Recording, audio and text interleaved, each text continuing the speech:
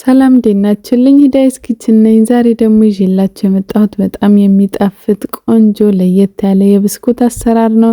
እንደምትወዱት ተስፋ አደርጋለሁ። ወደ አሰራሩ እንሂድ። በመጀመሪያ ሳህናችን ላይ 100 ml ውሃ ወይም ከግማሽ ኩባያ ትንሽ አነስ ያለ ጨው 1/3 የሻይ ማንኪያ እንጨምራለን። በመቀጠል ቤኪንግ ፓውደር እንጨምራለን ግማሽ የሻይ ማንኪያ፣ እርጎ 2 የሾርባ ማንኪያ እናደርጋለን።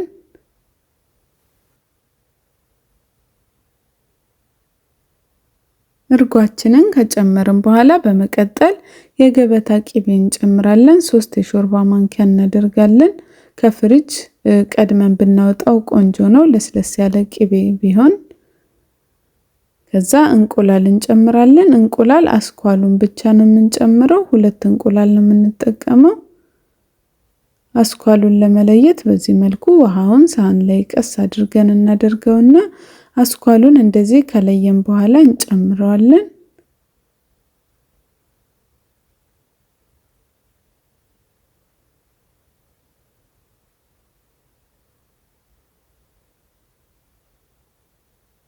ከዛ እንቁላላችንን በዚህ መልኩ ከጨመርን በኋላ ይሄንን አንድ ላይ እናዋህደዋለን።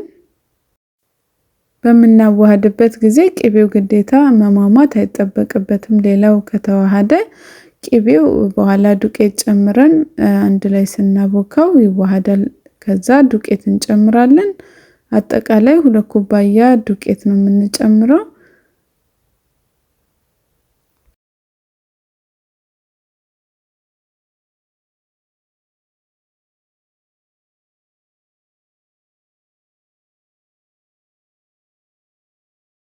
እዚህን ያህል ካዋሃድነው በኋላ ከዛ በእጃችን የቀረውን ዱቄት እየጨመረን እሽት አድርገን እናቦካዋለን።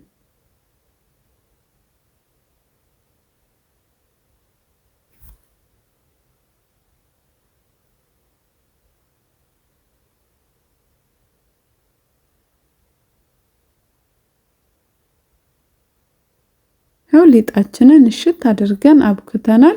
ምናልባት 2 ኩባያ ፍርኖ ዱቄት ጨምራችሁ እጃችሁ ላይ የሚጣበቅ ሊጥ ከሆነ እንደዚህ ስትነኩት ማይጣበቅ ሊጥ እስከሚሆን ድረስ ትንሽ እየጨመራችሁ ማብካት ትችላላችሁ። እዛ ሊጣችንን ሳህን ላይ አድርገነው ላስቲክ ወይም በማንኛውም መሸፈኛ ሽፍን እናደርገውና ለ30 ደቂቃ እናስቀምጣለን። ከ30 ደቂቃ በኋላ ማዳመጫችንን እናዘጋጃለን።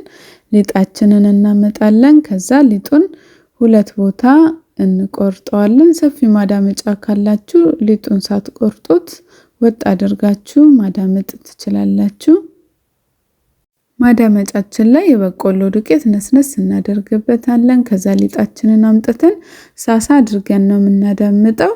የምንጠቀመው የበቆሎ ዱቄት ይሄ ወፍጮ ቤት የሚፈጭ አይነት ሳይሆን በካርቶን ታሽጎ ብዙ ጊዜ ሱፐርማርኬት ላይ የሚሸጠውን ዱቄት ነው። ከዛ ሊጣችንን ሳሳ አድርገን በደንብ ድምጥ እናደርገዋለን። ሊጣችንን በደንብ ሳሳ አድርገን አዳምጠናል። ከዛ በእንደዚህ አይነት ቅርጽ ማውጫ ቅርጽ እናወጣለን። እንደዚህ ጫፉ ዝቅዛቅ የሆነውን ማታገኙ ከሆነ በክብ ነገር ቅርጽ ማውጣት ትችላላችሁ። ያው ይሄኛው ቢሆን ደግሞ ተመራጭ ነው። ቅርጽ አውጥተን ከጨረስን በኋላ እንደዚህ ትርፍ የሆነውን ሊጥ ስብስብ አድርገን እናነሳዋለን። ይሄን በተመሳሳይ መልኩ ዳምጠን ቅርጽ እያወጣን እንሰራበታለን። እስከዛ በላስቲክ እንዳይደርቅ ሽፍን እናደርገዋለን። ከዛ እነዚህ ቅርጽ ያወጣናቸውን ደግሞ አንድ ላይ እናጣብቃቸዋለን። እዚህ ጋር ትንሽ ቦታ ለቀቅ እንዲልልኝ ወደ ጎን እናደርግና ከዛ የበቆሎ ዱቄት የተወሰነ እናደርጋለን። ያው የበቆሎ ዱቄት አስፈላጊነቱ እርስ በርስ እንዳይጣበቅ ይረዳዋል። አጠቃላይ 5 ስለሆነ የምናያይዘው 4ቱን እንደዚህ ዱቄት ነስነስ እናደርግበታለን። ከዛ በኋላ ቀደም ካስቀመጥነው የእንቁላል ውሃ እንደዚህ መሃሉን እንደማያያዣነት እንቀባዋለን። ከፈለገን ውሃ መጠቀም እንችላለን። የበለጠ ደግሞ የእንቁላል ውሃ በደንብ ያጣብቅልናል።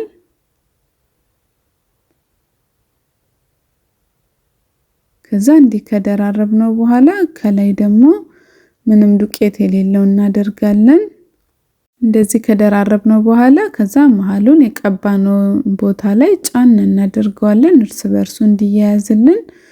ተለቅ ያለ ስቲኪኒ ወፈር ያለው አለ አይደል እሱን መጠቀም ትችላላችሁ። እንደኔ ደግሞ እቺ ቀጭኗን ብሩሽ መጠቀም ትችላላችሁ። እንደምታዩት ዳርዳሩ ክፍት ነው፣ መሃሉ ተያይዞልናል። ከዛ በኋላ ወዲያው ነው የምንጠብሰው፣ አናቆየውም።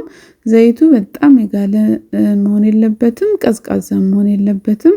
በመካከለኛ ሙቀት ላይ የጋለ መሆን አለበት። ከዛ ልክ እንደጨመርነው በማንኪያ እንዳይላቀቅብን በተቻለ መጠን በጥንቃቄ መሃሉ እንደዚህ ክፍት እያደረግን እያገላበጥን ቀላ ብሎ እስከሚበስል እንጠብቃለን። በአንድ ጊዜ ብዙ ሊጥ ባንጨምር ቆንጆ ነው፣ እርስ በርሱን ለማላቀቅ እንዲመችን ማለት ነው። ከዛ እንደዚህ ቀላ ብሎ ከበሰለልን በኋላ እያወጣን የኪችን ሶፍት ላይ ዘይቱን ጠፈፍ እናደርጋለን። ይኸው እንደምታዩት ተላቆብኛል። ስታገላብጡት ቀስ እያላችሁ በጥንቃቄ እንዳይላቀቅባችሁ። ከዛ የሱካር ሲራፕ እንሰራለን። ግማሽ ኩባያ ውሃና 1 ኩባያ ስኳር እንዲሁም 1 የሻይ ማንኪያ ሎሚ አድርገን እናዋህደውና በመካከለኛ ሙቀት ትክትክ ብሎ እስከሚወፍር ድረስ በመሃል እያማሰልን እንጠብቃለን። ሲራፓችን እንደዚህ ፍልቅልቅ ሲልልን ወፈር ሲል እናወርደውና ብስኩታችንን እየጨመርን ራስ እስከሚል ድረስ እናፈስበታለን። ከዛ እያወጣን ሳህናችን ላይ ድርድር እናደርገዋለን። በመጨረሻ ብስኩታችን እንደዚህ ቆንጆ የሚያምር ሆኖ ደርሶልናል። እናንተም ሰርታችሁ ሞክሩት። ባይሆን በምትሰሩ ጊዜ ቅድም እንዳልኳችሁ ስትጠብሱ ቀስ እያደረጋችሁ ቅርጹ እንዳይበላሽባችሁ፣ ያያያዛችሁት እንዳይላቀቅባችሁ በጥንቃቄ አገላብጡት። ከዛ ውጪ የሚጣፍጥ ቆንጆ የሚያምር ብስኩት ነው። ሰርታችሁ ብሉ። አስተያየታችሁን ጻፉልኝ። ቪዲዮን ከወደዳችሁት ላይክ፣ ባለፈውም ቀላል ሳምቡሳ ብዬ በሰራሁት ላይ ደስ የሚል ቆንጆ አስተያየታችሁን ጽፋችሁልኛል። ከልብ አመሰግናለሁ። ክበሩልኝ። በሌላ ስራ ቪዲዮ እንድንገናኝ ሰብስክራይብ ማድረጋችሁን አትርሱ። ቻው።